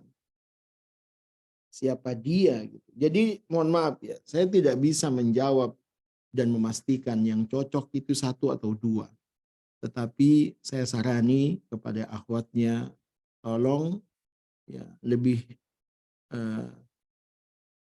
paham pada dirimu sendiri, yang paham mana yang kamu butuhkan. Yang jelas, akhi, jangan mencari yang kamu inginkan, tapi cari yang kamu butuhkan. Itu yang pas. Allahu a'lam. Saya harus singkat kata Mas Lutfi. Jadi Siap, syukur Ustaz atas jawabannya tadi ya. Baik, mungkin seperti itu jawabannya ya Mas Faruk. Semoga bisa menjawab segala bentuk pertanyaan tadi dan bisa membantu dalam proses menemukan jodohnya. Baik, selanjutnya kita ada pertanyaan ini. Ya, pertanyaannya dari seorang akhwat Ustadz. Mas Lutfi tolong tanyain. Ini mah gak usah dibacain. Boleh gak akhwat yang mendahului untuk ngirim CV duluan buat taruh ke ikhwan yang mau dituju? Apakah diperbolehkan Ustaz kalau akhwat duluan yang memberikan CV kepada ikhwan yang dituju begitu Ustaz? ya. Seperti itu pertanyaannya. Saya akan sampaikan dulu Mas Lutfi ya, bagaimana cara mendapatkan jodoh di zaman Nabi. Yang pertama dijodohkan oleh orang tua. Satu, ada Habibah dan Thabit yang dijodohkan oleh orang tua. Ada juga orang tua yang aktif mencarikan jodoh bagi anaknya. Umar bin Khattab itu keliling menawarkan Hafsah sehingga Nabi yang memilihnya. Ada juga yang meminta kepada Rasulullah untuk menikahkan sahabatnya ketika Ukaf dan Kulsum al-Khumair itu nikah, itu mereka minta tolong kepada Rasulullah. Jadi ada juga yang memproses pernikahannya sendiri seperti Jabir. Nah, apakah ada perempuan aktif yang mencari jodoh? Ada juga. Datang kepada Nabi, nikahi aku ya Rasulullah. Kata Nabi, aku ini sudah ada nggak yang mau menikahi akhwat ini? Jadi tidak salah ketika kita ada seorang akhwat yang yakin itu ikhwan itu orang yang baik, ya, kemudian dia meminta seseorang untuk menawarkan dia, tapi jangan sampai langsung, Mas. Jangan sampai langsung. Jangan akhwatnya langsung ke ikhwannya, GR nanti ikhwannya. Harus ada difasilitasi, ada fasilitator yang harus menjadi penyambung ya. Jangan sampai akhwatnya langsung menawarkan diri ke ikhwan itu. Harus ada perantara yang harus menjembatani. Kalau gitu ya. Boleh ya Ustadz ya? Boleh. Boleh, sangat boleh. Syukur Ustadz atas jawabannya. Mungkin seperti itu ya Mbak yang tadi bertanya. Jadi diperbolehkan kalau memang lagi pengen cepet-cepet masuk surga, kalau kata Ustadz Maya, cepet-cepet nikah gitu kan. Silakan langsung diberikan CV-nya kepada ikhwan yang mau dituju, tapi dengan catatan jangan langsung gitu, jangan direct, tapi melalui perantara begitu ya. Secara adabul Islami seperti itu. Syukur Ustadz atas jawabannya. Kita lanjut ke penanya ke selanjutnya ya Ustadz, dari Mbak Zatia Wirabakti. Assalamualaikum. Izin bertanya, Ustadz tadi mengatakan jangan menikah pada saat jatuh cinta.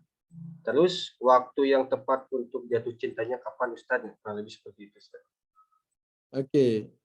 Yang benar itu ukhti bukan jatuh cinta, bangun cinta gitu ya. Makanya saya nggak setuju kan jatuh cinta. Jatuh cinta itu kepeleset, luka nanti.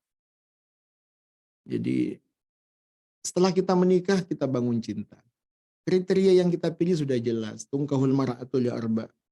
Ya, 4 kriteria itu udah jelas. Agamanya, ya bagaimana hartanya, dan bagaimana 4 hal itu saya rasa udah memenuhi syarat itu menjadi tolak ukur kita atau kriteria yang kita inginkan.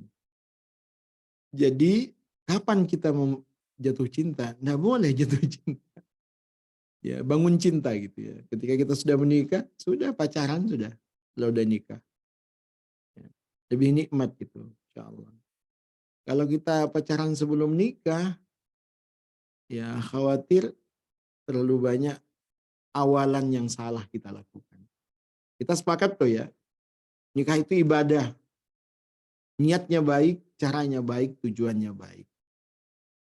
Jadi itulah yang saya katakan, jangan sampai menikah di saat jatuh cinta. Karena itu sulit untuk objektif sesuai dengan kriteria yang disarankan Nabi.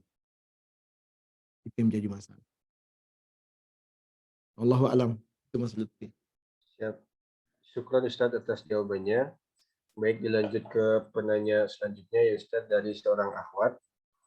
Pertanyaannya adalah bagaimana sikap kita untuk meyakinkan diri untuk memilih dia, karena setelah istikharah masih belum jelas isyarat dari Allah, begitu Ustaz. Meyakinkan diri bagaimana Ustaz? Oke.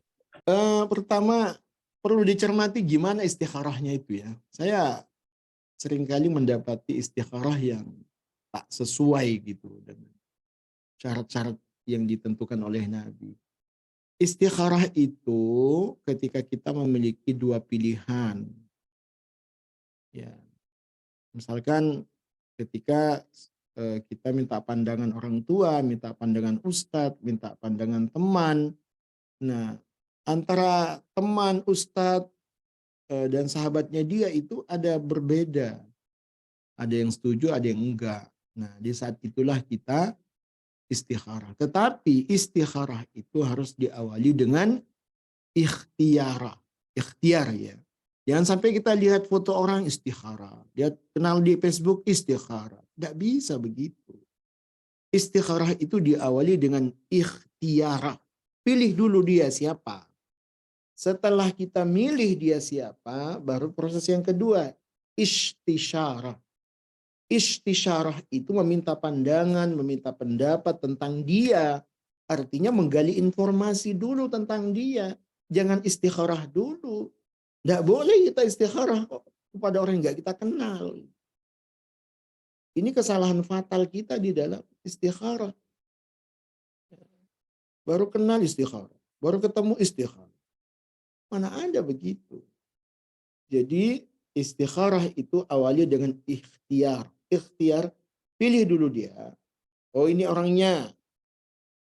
Kemudian kita istisyarah. Meminta pandangan pendapat ke orang tua kita, ke teman kita, ke ustadznya, ke sahabatnya. Tahu-tahu dari pengumpulan data itu ada faksi-faksi yang berbeda. Nah disitulah kita kemudian menghadap kepada Allah. Ya Allah, jika memang pendapat A yang kamu inginkan, maka mudahkan pernikahan ini. Tapi jika memang pendapat yang tidak setuju kamu yang kau pilih ya Allah, maka persuditlah proses. Jadi gitu insya Allah Lutfi. Jangan istikharah tanpa istisyarah.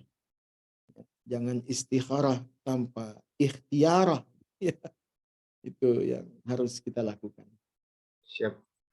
Baik, terima kasih Ustadz atas jawabannya. Seperti itu mungkin jawabannya ya. Jadi diperbaiki proses istikharahnya, jangan sampai salah dalam beristikharah begitu ya. Baik, selanjutnya kita untuk sesi pertanyaan ini mungkin sekedar informasi terlebih dahulu, dibatasi sampai 2135 begitu ya. Insya Allah Ustadz mungkin kita akan perlahan jawab satu persatu ya. Ada beberapa pertanyaan lagi dari rekan-rekan kita. Selanjutnya Ustadz, ini dari Mbak Wilda Roshida. Assalamualaikum warahmatullahi wabarakatuh. Izin bertanya Ustadz, apakah mati rasa itu ada? Lalu bagaimana pandangan dalam Islam? Mati rasa, mungkin rasa suka kepada lawan jenis atau pasangan gitu. Iya. Bismillahirrahmanirrahim. Allah Subhanahu wa taala menciptakan kita berpasang-pasangan. Jadi keinginan itu disatukan oleh kebutuhan. Keinginan itu disatukan oleh visi misi hidup kita. Jadi nggak mungkin ada seseorang itu yang mati rasa pada perempuan. Karena perempuan itu bukan kebutuhan fisik kita semata, dia kebutuhan agama kita. Anda tidak akan sempurna agamanya tanpa dia. Dia pun tidak akan sempurna agamanya tanpa Anda. Jadi, kalau ada yang mati rasa, terus akan selamanya dia nggak sempurna. Jadi, pastikannya jika ada mati rasa itu ada yang masalah pada diri kita. Pertama, bisa jadi trauma, pernah dikecewakan. Sehingga kemudian muncul resistensi kuat ya untuk tidak percaya lagi pada laki-laki, pada akhwat. Yang kedua, bukan cuma trauma ya, bisa jadi juga faktor penyakit ya pada diri kita secara fisik. Yang ketiga, mohon maaf, bisa jadi juga faktor sihir, itu juga ada dan itu dibenarkan di dalam Al-Quran. Faktor sihir, dan itu mudah Anda istiqamah membaca sholat 5 waktu, istiqamah membaca ayat kursi, Al-Falaq, An-Nas, tidak akan berbahaya lagi pengaruh sihir itu. Jadi wallahu alam, kita perlu pastikan itu Mas Lutfi, apakah dia karena fisiknya yang bermasalah atau traumatik pikirannya, atau mungkin dia ada pengaruh yang lain. Allahu a'lam. Yang jelas nggak mungkin ada dalam hidup ini orang seperti itu. Ya mungkin secara normal seharusnya begitu ya, ada ketertarikan lah antara laki-laki ke perempuan ataupun sebaliknya begitu ya. Mungkin sebagai salah satu solusi tadi bisa memperkuat ruhiyah begitu ya, memperkuat ruhiyah supaya beberapa faktor tersebut bisa perlahan sembuh gitu ya, mati rasa tersebut. Baik, kita lanjutkan ke penanya selanjutnya dari Mbak Hilda Arwiyanti. Bismillah, izin bertanya Ustadz terkait penghalang jodoh Ustadz, saat udah merasa harusnya dia, tapi ternyata ada saja penghalang entah restu orang tua atau lainnya. Bagaimana kita menanggapinya Ustadz terkait penghalang jodoh Ustadz? Fadhal Ustadz. Ya, bismillahirrahmanirrahim. Penghalang jodoh itu pendapat siapa gitu ya. Kalau pendapat dirimu dia menghalang, siapa yang menghalang jodohmu? Jodoh itu pemberian Allah, bukan pemberian orang tuamu, bukan keinginanmu, bukan keinginan siapa-siapa gitu. Dia pemberian Allah. Di saat kita sulit mendapatkan jodoh, mungkin ikhtiar kita juga yang belum maksimal, mungkin doa kita juga yang belum maksimal, mungkin juga memang kita belum siap ya, cuma mau gitu ya. Ini beda ya, orang yang mau nikah dan siap nikah itu beda. Jadi saya ingin jangan kita terlalu terbuai untuk suudzon ya, mencari kambing hitam ketika ada kegagalan-kegagalan yang kita alami dalam proses pernikahan kita. Karena Mas Lutfi tidak ada itu, pernikahan itu mulus, itu tidak ada. Kebaikan itu pasti diawali dengan hal yang sulit. Ya, saya nggak terhitung lagi memproses dan tidak ada yang mulus. Nikah itu ibadah, sehingga tidak semudah yang kita bayangkan. Semuanya setuju, semuanya lancar, itu sulit. Namanya kebaikan pasti ada ujiannya, namanya kebaikan pasti ada yang harus kita perbaiki lagi. Jadi jangan terlalu banyak suudzon ya. Ada sandungan, ada ini. Lebih baik kita banyak introspeksi. Kenapa Allah tidak mengamini keinginan kita? Bisa jadi kita belum pantas mendapatkan pertolongan Allah, belum pantas doa-doa kita dikabulkan karena banyak hal yang kita lakukan. Wallahu a'lam. Siap, syukran Ustadz atas jawabannya. Insya Allah 2 pertanyaan lagi Ustadz ya. Yang Iya. selanjutnya Ustadz dari sebentar Ustadz. Dari Mas Hana, Bismillah. Assalamualaikum Ustadz. Apakah ada tahapan untuk siap menikah Ustadz? Terkadang memiliki pemikiran perihal rezeki yang pas-pasan belum siap untuk menikah Ustadz. Siap menikah itu ketika kita sudah punya bekal ya di dalam menikah.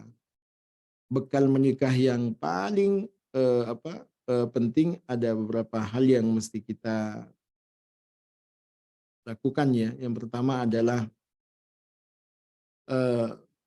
ya bekal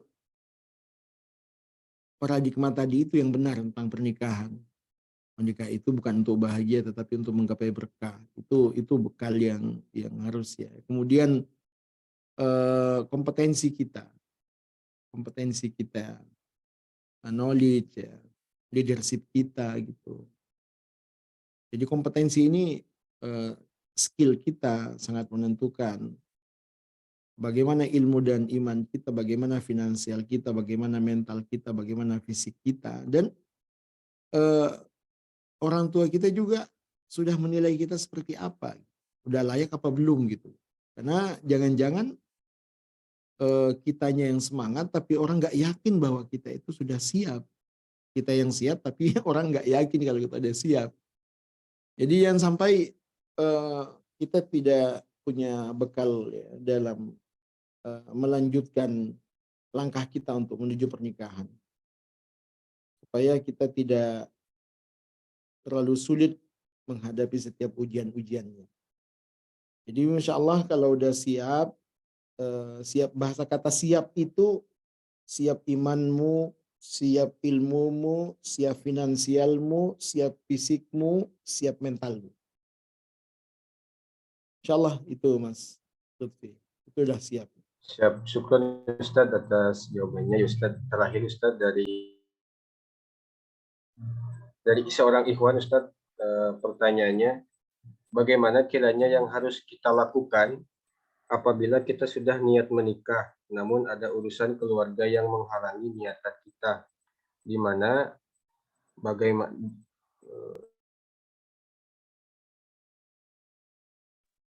itu perlu diperjelas. Keluarga apa masalahnya? Keluarga itu apa masalah? Ya, ini sedang saya sampaikan Ustaz. Dan bagaimana tanggapannya perihal gengsi orang tua Ustaz, gengsi orang tua yang mengharuskan mengikuti budaya yang saya anggap itu perilaku boros.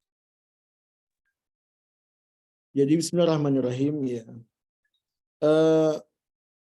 Kita itu sebagai anak harus jangan euforia dengan kebaikan kita kalau kebaikan kita itu belum diakui oleh orang tua kita. Kita sebagai suami jangan euforia kita jadi orang baik kalau nggak diakui kebaikan kita oleh istri kita, oleh anak kita. Nah, kita ini udah hijrah, kita ini udah ngaji gitu. Kita ngaku diri kita baik. Tapi kalau kita baiknya kita itu belum dinikmati, kebaikan kita belum dinikmati oleh orang tua kita belum sepaham dengan orang tua kita, ya mungkin sekali lagi kembali kepada jawaban tadi itu, komunikasi kita seperti apa dengan orang tua. Kemudian ada hal-hal yang sulit kita hindari, yang kita tidak mampu, tidak kuasa untuk merubahnya. Contoh ya budaya. Ya, antum anak, itu orang tua antum. Ya, antum masih di dalam kungkungan orang tua, kecuali antum sudah resmi menikah, antum milik suami, selesai masalah. Ini baru mau menikah, orang tua antum yang punya. Nah, saya rasa kita perlu ikhtiar ya, yang baik, dengan cara yang baik, dengan tujuan yang baik, dengan kata-kata yang baik, menyampaikan ya bahwa rencana orang tua dengan boros seperti itu, apakah tidak lebih baik dengan begini. Kita komunikasi yang efektif aja, yang baik dengan orang tua. Nah, dan jangan sampai itu tadi itu ya, saya seringkali melihat, jangan sampai suudzon lah pada orang tua. Dia berpendapat begitu karena dia nggak ngaji seperti kamu. Orang tua nggak berpendapat seperti itu, dia bukan anak pondok, dia bukan ustadz, dia bukan siapa-siapa, dia belajar ngaji juga enggak, ya wajarlah dia berpendapat begitu. Tetapi tugas kita sebagai anak itu untuk selalu mengkomunikasikan dengan baik dengan mereka. Mumpung ada waktu, space waktu untuk itu, ya coba ambil hati orang tua. Terlalu banyak cara, jangan fokus kepada itu, cari kesenangan yang lain yang perlu kita lakukan pada orang tua sehingga dia merasa dianggap sebagai orang tua, sehingga insya Allah pendapat-pendapat yang dia pertahankan akan berubah tatkala kita sudah dipercaya sebagai anak yang salehah, anak yang baik menurut dia.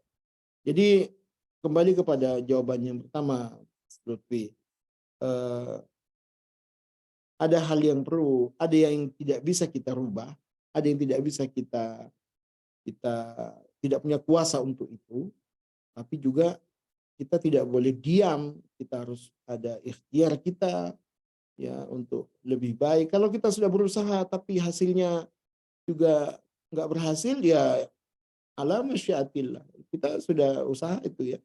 Allah tidak menuntut hasilmu, tapi Allah hanya ingin melihat usaha. Wallahu a'lam.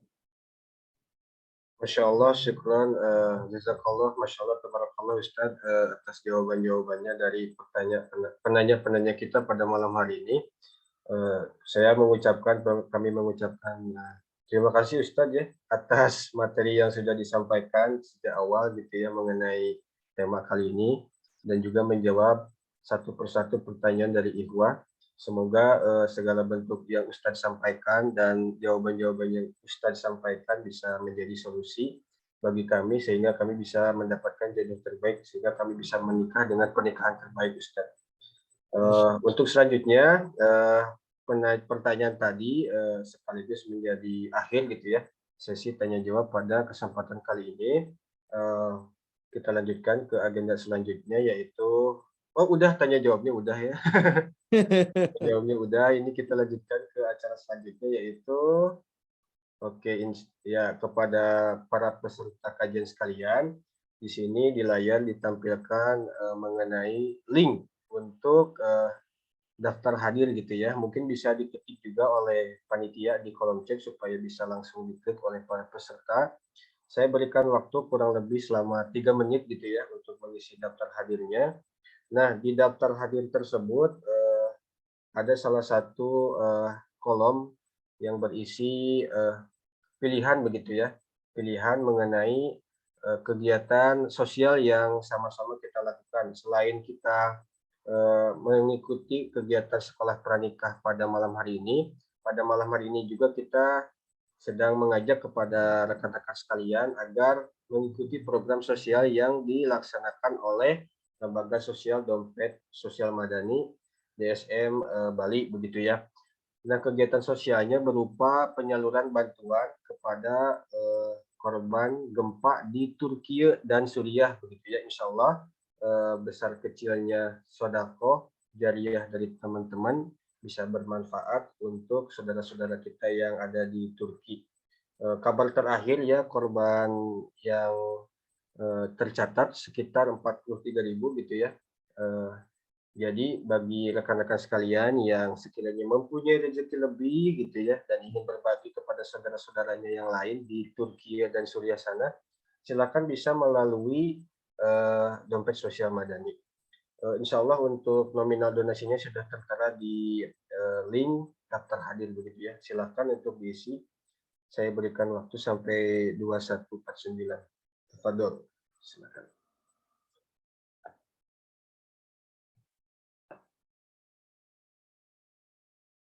Nah, ini linknya sudah dikirimkan ya di kolom chat. Silakan mungkin bisa diklik gitu ya. Lutfi, mohon izin Lutfi. Oh iya, syukur Ustadz. Semoga Ustadz sehat selalu. Insya Allah. Mohon doanya, mau pagi-pagi mau ke Bedugul ini. Ada acara besok. Persiapan masih. Syukran semuanya. Jazakumullah. Masya Allah. Barakallahu fiik. Hayyakumullah jami'an insya Allah. Siap ya kalau ada yang mau ke Bali. Hubungi kita di Bali. Sekaligus juga kalau mau ada yang mau ta'aruf di Bali. Monggo ya. Boleh. Insya Allah Ustadz katanya. Di sini banyak stok Lutfi, insya Allah. Insya Allah, siap. semoga bisa menjadi wasilah. Silahkan ke media sosial kita, baik Kunika maupun FB saya, insya Allah nama saya kok di FB itu. Jazakumullah semuanya, makasih. Assalamualaikum. Waalaikumsalam warahmatullahi wabarakatuh. Baik, waktu sudah menunjukkan pukul 21:09, insya Allah untuk sesi mengisi daftar hadirnya, saya rasa sudah anggap selesai begitu ya. Dan tadi mungkin sekedar informasi bagi yang ingin mengkepoin aktivitas Ustadz gitu ya, ini ada IG-nya, kunika.id, mungkin bisa diakses di Instagram gitu ya. Kepoin aktivitasnya, semoga bisa menjadi salah satu ilmu yang inspiratif diimplementasikan dalam kehidupan sehari-hari. Ya, oke. Alhamdulillah seluruh rangkaian acara kita pada malam hari ini sudah perlahan satu persatu kita lalui begitu ya, dan memasuki sesi terakhir yaitu supaya barokah kita memasuki doa tutup. Insya Allah akan dipandu oleh saya sendiri. Sebelum itu marilah sama-sama kita tundukkan pandangan, kemudian hati dan pikiran kita, kemudian fokus kepada Allah Subhanahu wa Ta'ala. Kita awali dengan beristighfar bersama-sama, memohon ampun kepada Allah sebagai wasilah diterimanya doa-doa kita. Astagfirullahaladzim, astagfirullahaladzim, astagfirullahaladzim. A'udzubillahi minasyaitonirrajim. Bismillahirrahmanirrahim.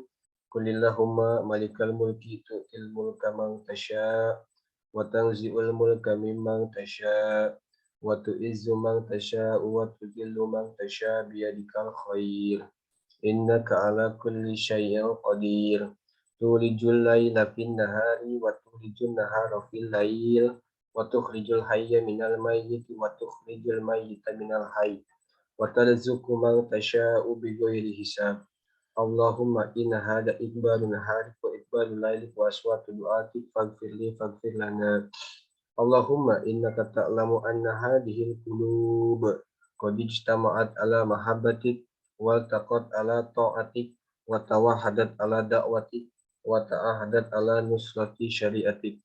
Fawasikillahumma rabitataha wa adim waddaha wahdiha subulaha wa mlaha binurika alladhi la yahdi wasra suduruha bifaidil imani bi wa jamili tawakkuli alaik wa ahliha bima'rifatik wa amitha ala syahadati fi sabilik innaka ni'mal maula wa ni'man nasir. Allahumma amin wa sallallahu ala sayyidina Muhammad walhamdulillahi rabbil alamin. Amin ya rabbal alamin. Alhamdulillah sudah sama-sama kita panjatkan doa kepada Allah Subhanahu wa Ta'ala. Semoga apa yang kita panjatkan dikabulkan oleh Allah Subhanahu wa Ta'ala. Untuk selanjutnya mungkin kita memasuki sesi dokumentasi ya, untuk mengabadikan di sini yang ikut forum kebaikan, semoga menjadi saksi di surganya Allah ya. Bagi yang berkenan mungkin supaya bisa buka kamera ya, kita insya Allah akan memasuki sesi foto bersama. Silakan dibuka kameranya rekan-rekan sekalian. Iya, yang berkesempatan bisa buka. Saya hitung sampai 5. 5, iya, 4, 3, 2, 1. Oke, silakan mungkin kepada operator untuk dipandu proses foto dokumentasi ini. Sama siapa? Oh, silakan.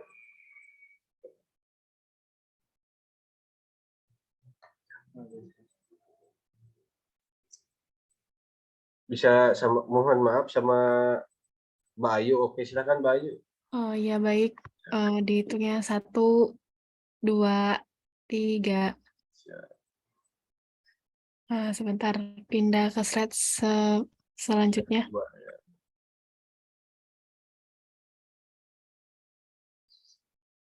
1, 2, 3. Oke, baik, terima kasih Mbak Ayu ya.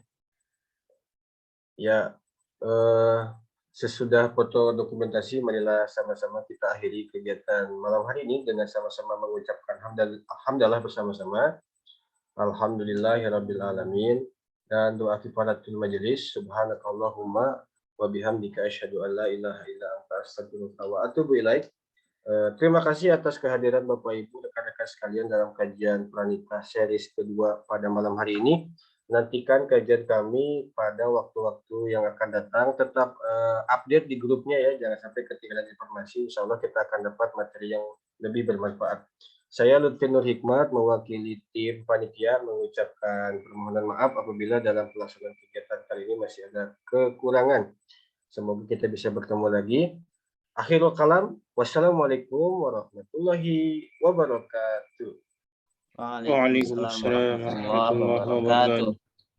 Terima kasih semua. Jazakumullah khairan. Terima kasih Rifani. Waalaikumsalam. Inilah janjiku kepadamu sepanjang hidup bersamamu, kesetiaanku tulus untukmu hingga akhir waktu.